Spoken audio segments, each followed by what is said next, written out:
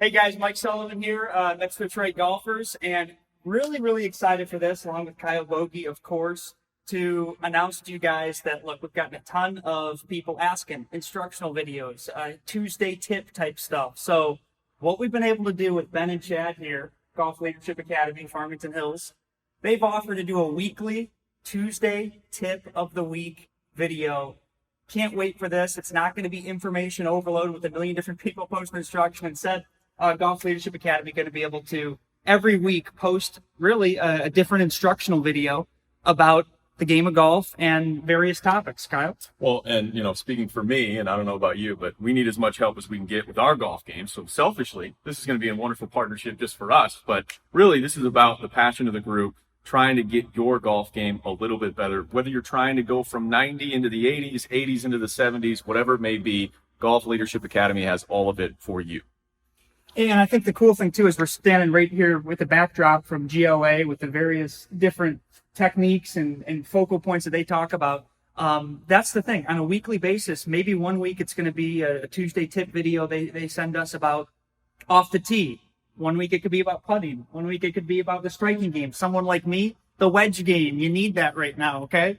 But really excited, Ben and Chad, for this. I think it's going to be just awesome to get this going and have an instructional video every single week for a Tuesday tip of the week for Metro Detroit golfers to watch, to learn, and hopefully, as Kyle said, improve our games a little bit. So really excited about this. Well, and for me specifically, hashtag no more 3-putts. Okay, that's the biggest thing. Guys, can we solve that issue, please? No worries. Okay, I'm so tired of that. I guess we can start with you.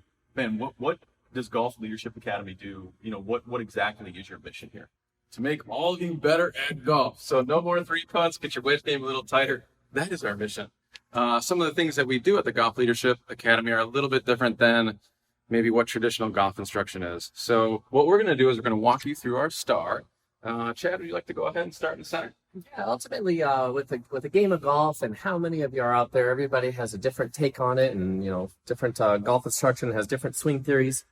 So here at the Golf Leadership Academy, ultimately we approach it from a player-first perspective, and then we coach people the skills that are necessary to play better golf. So whether your goal is to break 90, 100, or 70, it's really just the skills that we have behind us that you'll need to go out and enjoy yourself and play better golf. So having said that, at the center of our philosophy is you, the player. So everything that goes into that, your mindset, your athleticism, your practice schedule, all the things, your equipment, all the things that go into that really would be the epicenter of what we do here. So having said that, when we talk and do Tuesday tips, it's really going to be a player-centered approach that will then develop the skills around that. So that would be our most important starting point. Okay, so where we'll go next, we're going to head to the stop of the star. So one of the things that Chad and I will tell you is athleticism matters. Okay, so how well your body moves is going to be very important. I'll give you a quick little example. I'm not going to name his name, but there was a former Tiger that we actually had the opportunity to work with. Well, his club head speed was 130. You're not going to get that by sitting home on the couch playing video games. That's one thing I will tell you.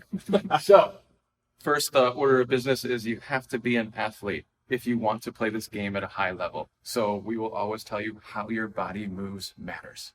Having said that, if you're not an athlete, you can still play this great game that we all get to enjoy.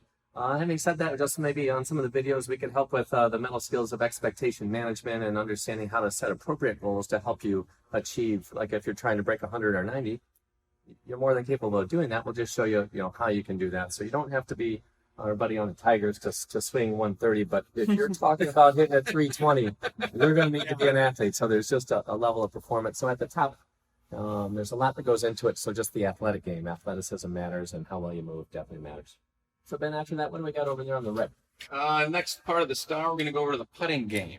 So there's 4 variables that you're going to have to control when you putt the golf ball. 1 is you have to be able to control the speed. 2 is you have to be able to read the green efficiently. You have to be able to aim your putter and start it on your intended line. If you can control all 4 of those variables, you can be an exceptional putter. Even if you're one of these guys that putt between his legs, technically that may not be very sound, but if you can control those 4 variables, it does not matter to us. So Kyle, with you. How you get there maybe doesn't matter as much, but what we're going to work on with you is developing those 4 skills. Number 1 for Kyle right there. So the cool thing about this is if we look at like Ben Crenshaw and Brant Snedeker, they putt great, but they do it 2 totally different ways. So Ben and I aren't here to tell you that you have to do it a perfect way and this is the best swing technique ever. That's not true. We just have to develop the 4 skills that are necessary.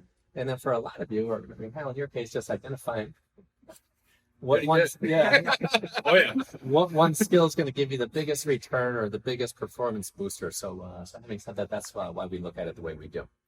So after putting, then what do we have? Next order of business is going to be the striking game. This is the part that probably most of you are interested in. So once again, we are trying to develop 4 skills here. So the first skill we're trying to develop is center face contact. If you hit the middle of the club face every time, the outcome's going to be pretty cool. I can promise you that. So center face contact is number 1. Low point control, or to really dumb this down a little bit, where your divot starts. So if you're not hitting the ground, that ball's not going to get up in the air. So we have to control where that divot starts. We prefer slightly in front of the ball, but there's also other shots that are going to be developed where maybe the divot doesn't start in that same spot. So controlling where the divot starts, very important. Club face control. Club face control is ultimately going to determine where your ball starts. If the ball starts to the left, club face is probably closed. If it starts to the right, club face is open. Starts straight, club face is going to be square. And then the last piece here is going to be club path control. So if you can control these 2 variables and that relationship is healthy, you'll be able to control the direction of your golf ball. So ball striking, center face contact, low point control, club face control, path control. So these are the 4 variables that the golf ball will absolutely respond to. It doesn't matter who you are, whether you're Tiger Woods or a beginner, the golf ball only knows what it's being told to the golf club. So in this forum on our Tuesday tips, if we can interact with what is the ball doing, and then what did the club do to make the ball do what it did, then we can help a lot more of you. If we get bogged down in this swing theory versus that swing theory, and we lose sight of these 4 variables and what the ball's doing, we're not going to be as effective. But if we look at it through this lens, you'd be surprised. So there is no perfect way. What we want to do is help you find your way. And that's ultimately what we're trying to do here. What do we got next? We got wedge game. Yeah, we're going on to Sully. Yes, let me get my 54-degree out here. So the wedge game, what we're ultimately trying to do here is we're trying to control where the ball lands. We are trying to control the trajectory. We have to understand air time versus roll time. So a lot of times in order to select the proper landing spot, if you don't understand how far the ball's going to roll based on the club you selected, it's going to be very difficult to select the proper landing spot. And that being said, the very last one is, are you selecting the easiest shot? So one of the things that we like to do, Mike, is, you might be doing it soon actually, is we'll have our players get down on one knee. Okay. And a lot of times if we are, say we're going to this whole location right in front of us, what we would do is we would have you toss the ball underhand and try to make that ball into the hole. Okay. So I'm guessing if you're to toss a ball to that hole, that you wouldn't launch it 5 miles up in the air to get it close. Correct. You would probably launch it just over the long grass and it would roll towards the hole. Mm-hmm. So the next question we would ask you is, what club goes that high? A 60. Yeah, there you go. Very, very easy way to determine the easiest shot that you can hit out Cool. there. Yeah, for sure. Very good. So a lot of you at home, when we talk shot selection, you just mentioned 60. Maybe that's where we could start. So the way you're seeing it is all this loft. Mm-hmm. If we gave you a couple different clubs to experiment with, you might find out that the 8-iron or the 9-iron Sure. gets a lot closer. Yeah. So one thing that we'll always talk about is that the ball is the teacher.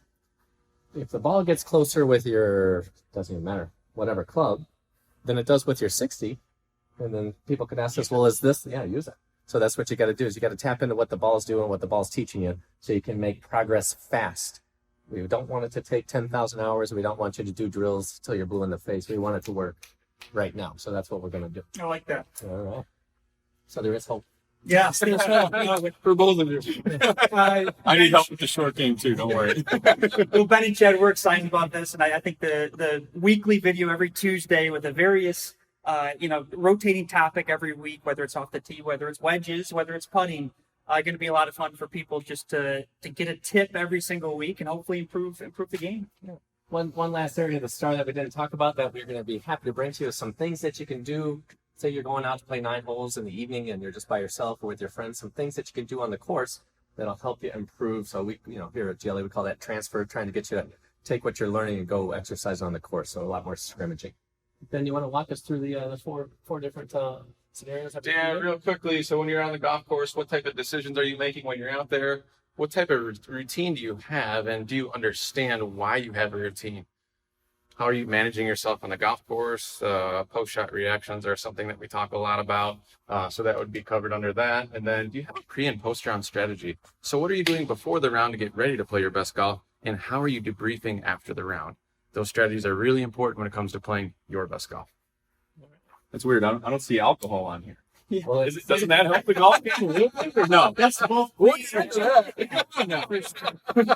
That's right. So we're very open to interpretation. Just think of the skills. So however you get those. That can either help or hurt, depending on how many you have. But, guys, we're excited about here at GLA and looking forward to just keeping this up every week. We thank you for the opportunity. We look forward to weighing in with you on the Metro Detroit Golfers Forum. So thank you for joining us. We'll see you next time.